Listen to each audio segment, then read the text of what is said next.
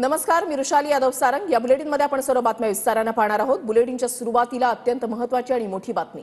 मंत्री जयकुमार गोरेंकडून महिलेचा विनयभंग झालेला आहे असा गंभीर आरोप संजय राऊत यांच्याकडून करण्यात आलाय।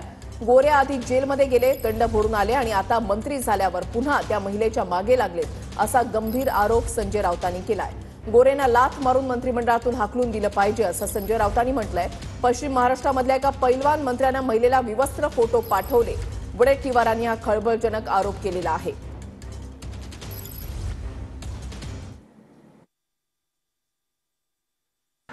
सातारचे जयकुमार गोरे यांच्या बाबत एक अत्यंत गंभीर म्हणजे स्वारगेट पद्धतीचं प्रकरण आहे। ते स्वारगेटला जो प्रकार घडला तोच प्रकार देवेंद्र फडणवीस यांच्या मंत्रिमंडळात ते भाजपचे त्यांचे अत्यंत लाडके मंत्री जयकुमार गोरे यांच्या बाबतीत घडलेला समोर येतो। इतिहास काळातले छत्रपती शिवकाळातले सेनापती हंबीरराव मोहिते यांच्या कुटुंबातल्या एका स्त्रीचा,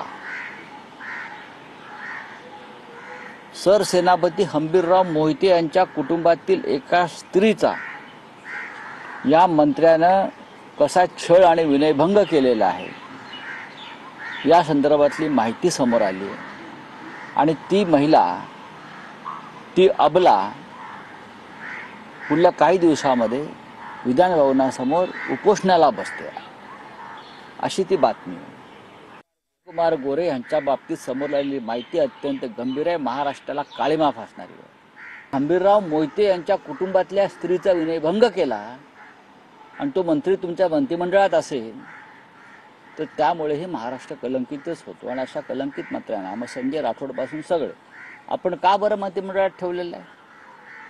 मला आश्चर्य वाटतंय, भारतीय जनता पक्षातल्या ज्या महिला मोर्चाच्या चिमण्या आहेत सगळ्या, ते एरवी फडफडत असतात। आता काय झालं? आता त्यांचं फडफडणं कुठे गेलं?